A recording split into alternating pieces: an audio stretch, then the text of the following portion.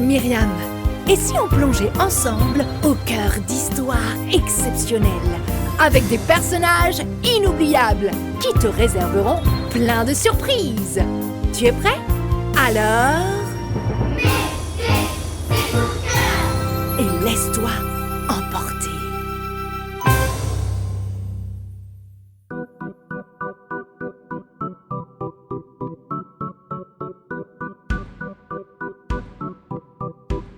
Goliath, aujourd'hui, l'Éternel te livrera entre mes mains. Je t'abattrai et je te couperai la tête. Ça te rappelle quelque chose? David, le petit berger musicien, a gagné une bataille en tuant ce géant Goliath dont tout le monde avait si peur. Tu imagines bien qu'un gars aussi courageux que David, on ne le laisse pas repartir comme ça. À partir de ce jour de victoire, le roi Saül garde David auprès de lui. La guerre se poursuit dans le pays. David prend les armes et à chaque fois, il revient victorieux. Il remporte plus de succès que tous les officiers et Saül le met à la tête de son armée. David est aimé de tous les soldats et aussi des... Saül a battu 1000 ennemis et David en a battu 10 000. Saül a battu 1000 ennemis et David en a battu 10 000.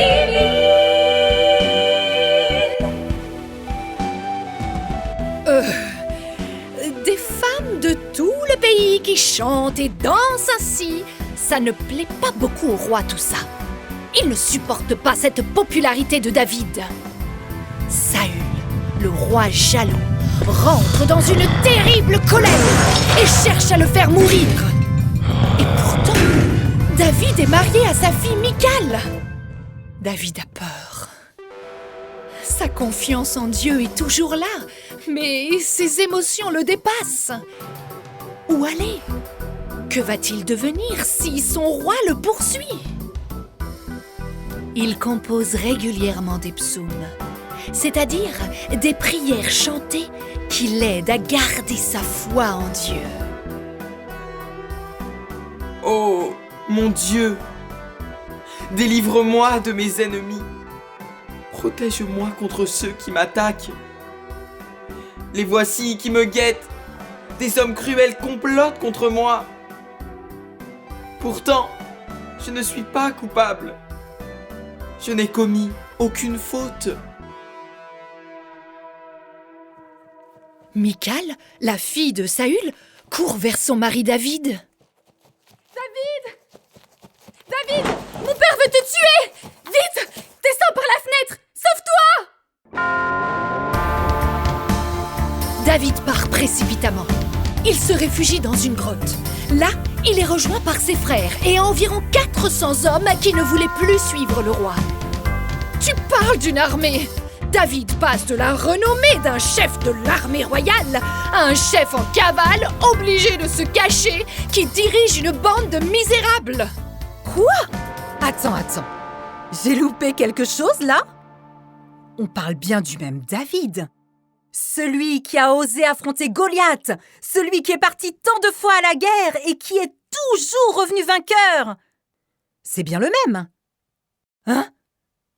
Il s'enfuit comme un voleur par la fenêtre et se cache comme un criminel? Mais c'est pas juste! Les ennemis du pays, les Philistins, continuent leurs invasions sur la terre des Israélites. Un jour, ils attaquent la ville de Keïla.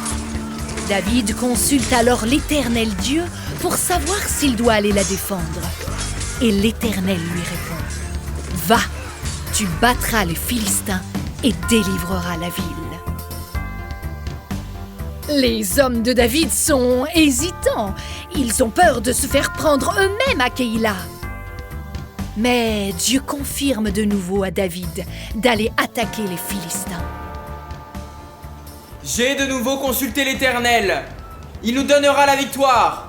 Prenez les armes, on y va! Ils s'emparent de leurs troupeaux et leur infligent une lourde défaite. Victoire de nouveau pour David et ses hommes. Wouhou! Ont-ils reçu toute la reconnaissance des habitants de la ville? Et même peut-être une protection contre Saül? Écoute la suite.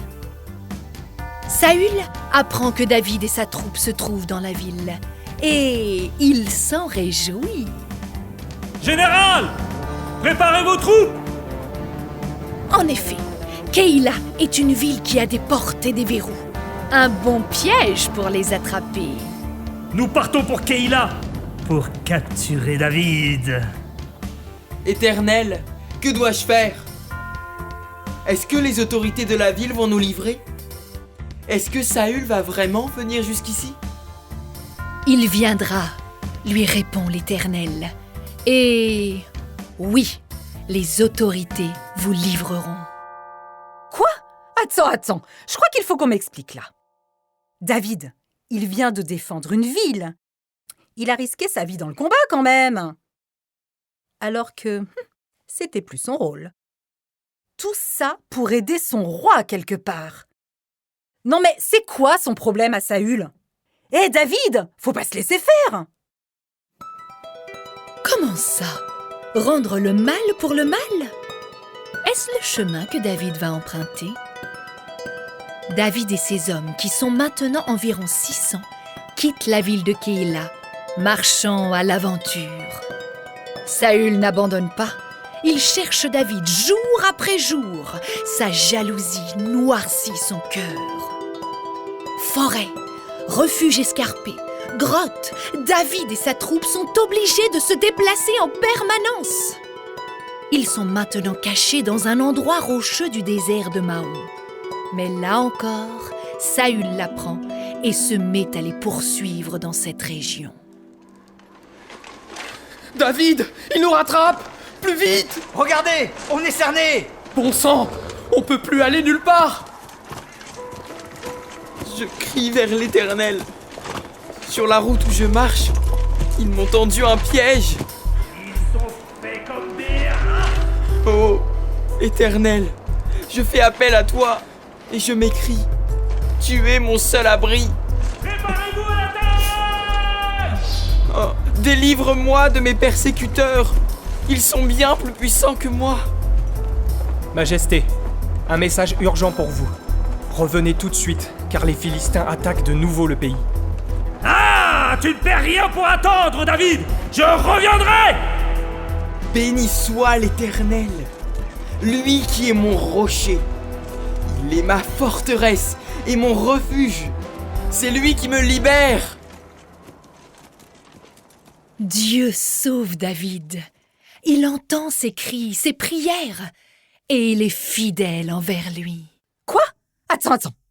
Ok, Dieu a toujours aidé David. C'est vrai que Saül avait beau le chercher partout, il ne tombait jamais sur lui. Mais bon, une bonne manière de plus avoir besoin de fuir, c'est de se débarrasser de son ennemi. Ben quoi? C'est tout ce qu'il mérite, Saül! Après avoir vaincu les Philistins, le roi revient traquer David, qui s'est réfugié dans les falaises d'En-Gedi. Sur la route, Saül voit une grotte et y entre pour faire ses besoins.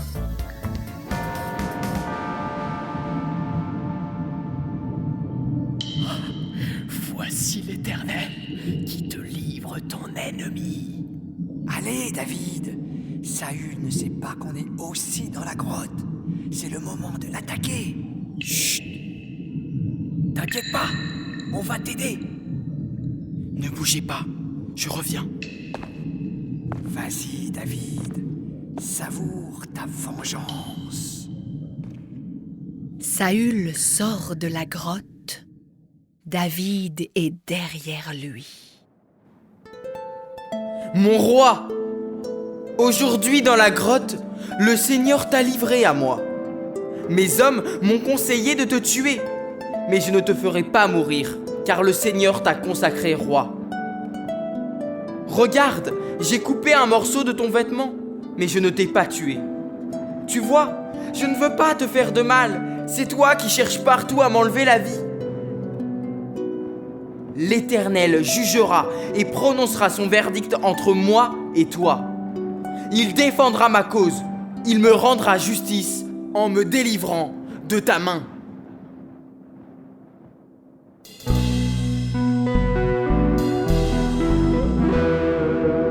Accueillons notre nouveau roi, vive le grand, le roi David. Accueillons notre nouveau roi, vive le grand, le roi David.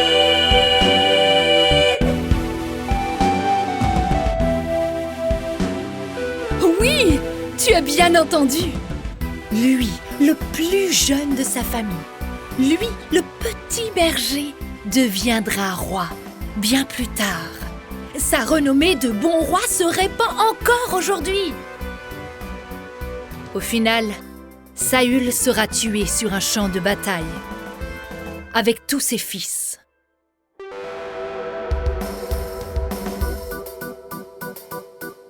David a su remettre à Dieu la vengeance qu'il aurait pu avoir sur Saül. C'est son Dieu, en qui il place toute sa confiance, qui fait justice pour lui. Ce Dieu veut aussi t'aider à ne pas laisser la vengeance ronger ton cœur et ne pas rendre le mal pour le mal. Demande-lui de t'aider. Comme pour David, Dieu agira pour toi.